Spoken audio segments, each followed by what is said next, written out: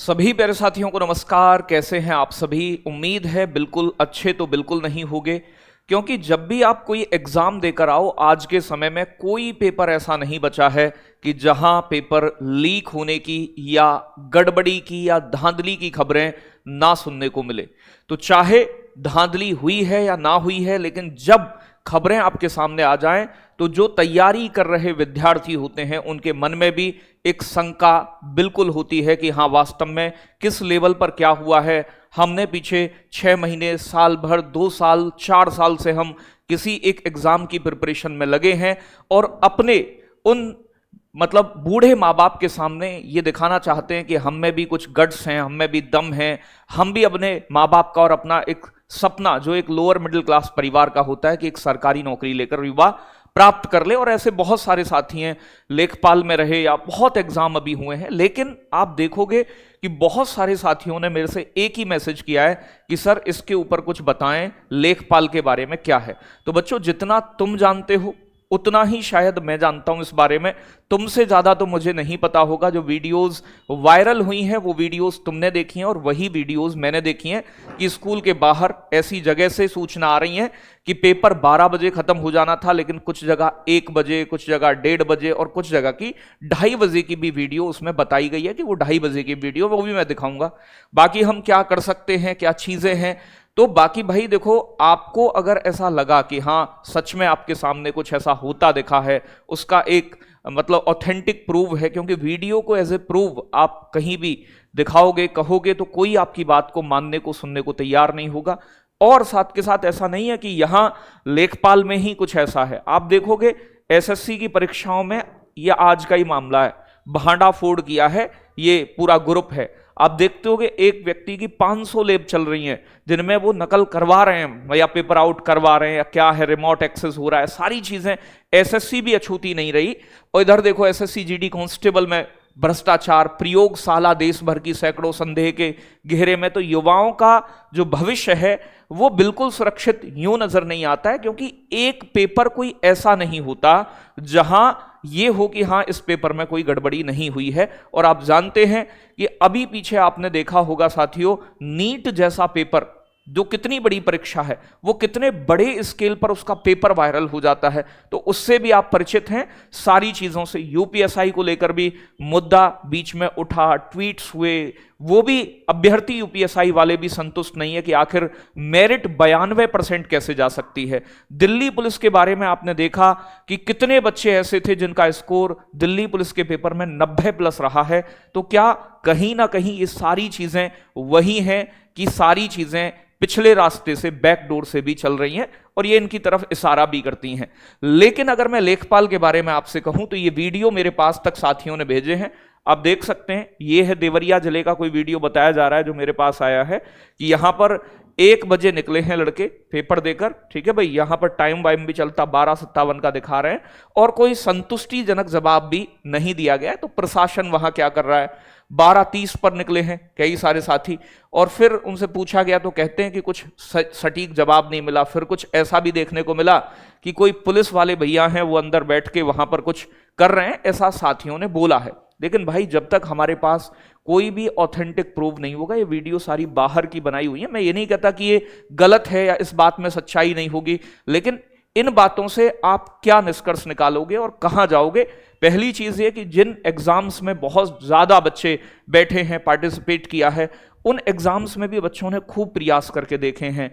इतनी जल्दी सुनवाई कोई भी आपकी नहीं होती कि आपकी बात को कोई इतने प्यार से, इतने आराम से सुन ले और मान ले कि हाँ आप जो कह रहे हो ये चीज ठीक है। लेकिन अगर ऐसा सच्चाई है कि भाई 2 बजे, 2:30 बजे, 1:30 बजे, 1 बजे बच्चे पेपर देकर बाहर निकल रहे हैं, तो आखिर ऐसा क्यों निकले वो, इसका कारण वहां के प्रशासन को या वहां स्कूल केंद्र को स्पष्ट करना चाहिए। जब पेपर सबका 12 बजे छूटा तो आप अपने बच्चों को क्यों लेट निकाल रहे हैं? ये बातें संदेह पैदा करती हैं और बिल्कुल पैदा करती हैं आप सभी के मन में। तो देखो, अभी मैं आपसे ये कहूंगा कि भाई हम क्या कर सकते हैं, क्या हमारे बस में है। तो अभी देखो, पहले तो मैं यही कहूंगा कि ना तो आपकी ये खबर किसी न्यूज चैनल ने कवर की है, तो आप मीडिया की रैंक हमारे देश में बहुत अच्छे से जानते हैं कि किस रैंक पर हमारी मीडिया आती है और मीडिया किन मुद्दों में रुचि लेती है। युवाओं के मुद्दे हों या फिर ये मुद्दे हों जिनमें धांधली चल रही है, इन मुद्दों में मीडिया की रुचि तुम्हें देखने को मिलेगी ही नहीं।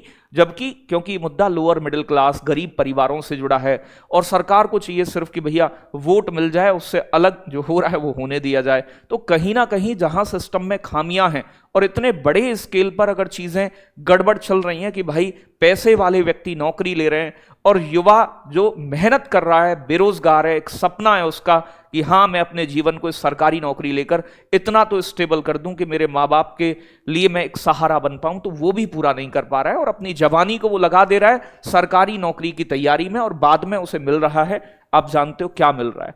तो ये आप देख सकते हैं कि यहां पर दीपचंद ग्रेन इन चैम्बर, ये कोई न्यूज चैनल नहीं है, ये ऐसी न्यूज है जो छपी है बस। तो इस बेसिस पर आप क्या कर सकते हैं? अब देखो भैया, पहले तो उन बच्चों को सामने आना होगा जिनके पास कोई ऑथेंटिक जानकारी या ऑथेंटिक प्रूव है या सच्चाई है कि हाँ ऐसा मैंने होते देखा है, ये प्रूव है मेरे पास, ये रिकॉर्ड है, और उन बच्चों को ये चीज दिखानी होगी। आप ट्वीट करो एक्स पे जाके, उन जो भी जानकारी आपकी उन्हें ट्वीट करो, रीट्वीट करो, टैग करो, सीएम को टैग करो, कम से कम लोगों को पता तो चले कि चीजें हो कहां रही हैं, गड़बड़ कहां हो रही है।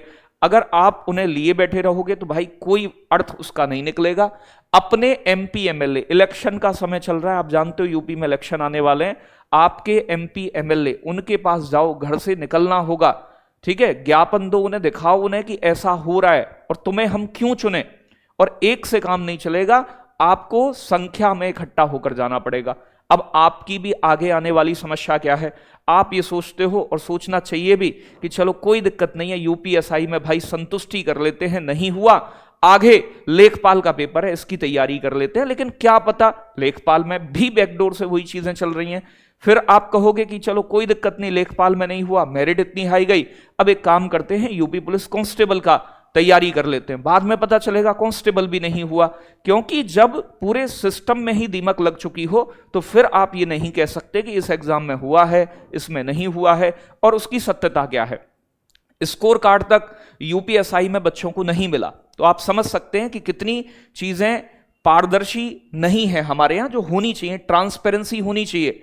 बच्चा अपना स्कोर कार्ड देख पाए, नॉर्मलाइजेशन के बाद कितने नंबर बढ़े ये देख पाए, लेकिन वो सारी चीजें नहीं है। आप समझ सकते हैं जनता दरबार लगता है सीएम साहब का, लेकिन कब तक लगेगा ये भी पता नहीं है। लेकिन जो बच्चे लखनऊ से हैं, गोरखपुर से हैं, जनता दरबार संख्या में इकट्ठा होकर जाएं और एक बार मिलेंगे तो शायद वहां तक सीएम साहब तक तुम्हारी बात पहुंचे। हाँ, इतना जरूर है कि बड़ी मात्रा में अगर सीएम साहब तक ये बात पहुंचेगी तो जरूर कुछ क्रिया प्रतिक्रिया आपको देखने को मिलेगी। अन्यथा आप समझते हैं कि यूपीएसआई में तो 10 लाख से ज्यादा बच्चों ने फॉर्म भरा, ट्वीट्स किए, लेकिन कोई स्कोर कार्ड जारी करने का उन्होंने बात कही नहीं है अभी तक भी। सीएम हेल्पलाइन नंबर है, आप कॉल कर सकते हैं। जन सुनवाई समाधान पोर्टल है, प्यारे बच्चों आप इस पर इन वीडियोस को डालो और जो प्रूव हैं आपके पास उन्हें भेजो और बताओ उन्हें ये आपका यूपी की मेल आईडी है, ये नंबर है, आप कॉल करो। जब तक इन्हें पता तो चलना चाहिए कि हाँ कुछ ना कुछ भाई समस्या पैदा हुई है चीजों में। तो ये सारी चीजें प्यारे बच्चों, बाकी जब आप ट्वीट करो तो योगी आदित्यनाथ जी को, इनके ऑफिस को, यूपी पुलिस फैक्ट चेक को कि क्या सच्चाई है इन वीडियोस में, सीएम ऑफिस को, आज तक ये न्यूज चैनल है और मीडिया वालों से भी कहूंगा कि ऐसे छात्रों के अगर मुद्दे हैं तो आप उन्हें जरूर उठाएं। अगर नहीं उठाओगे तो ये छात्र जो है इस भ्रष्टाचार की ही बलि चढ़ते रहेंगे।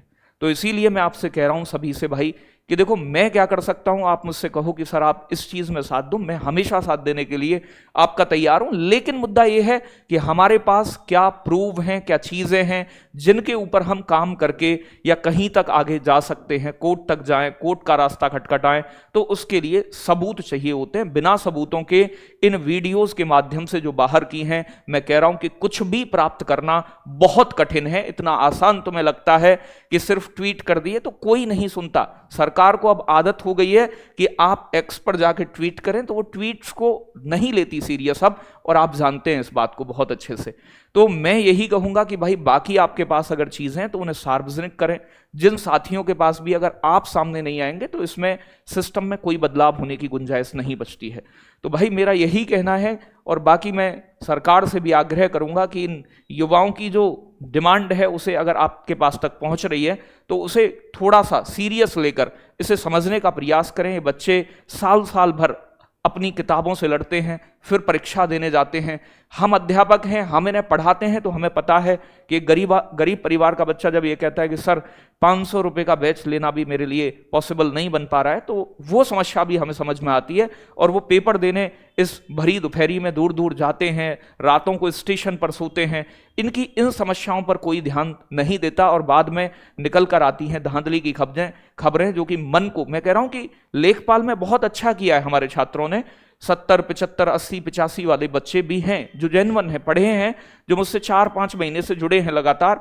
लेकिन जब इतने बड़े स्केल पर ऐसे सेंटर के पूरे पूरे बच्चे लेट निकलेंगे तो वो फिर क्या मामला रहेगा, आप ही समझ सकते हैं। तो फिर वो भी, उनके मन में भी संशय, संकोच पैदा हो जाता है कि क्या मेरा सिलेक्शन होगा या फिर नहीं होगा। ठीक है भाई, तो यही बात है। बाकी आपके जो सजेशन है कमेंट में जरूर दीजिएगा। धन्यवाद। जय हिंद, जय भारत साथियों।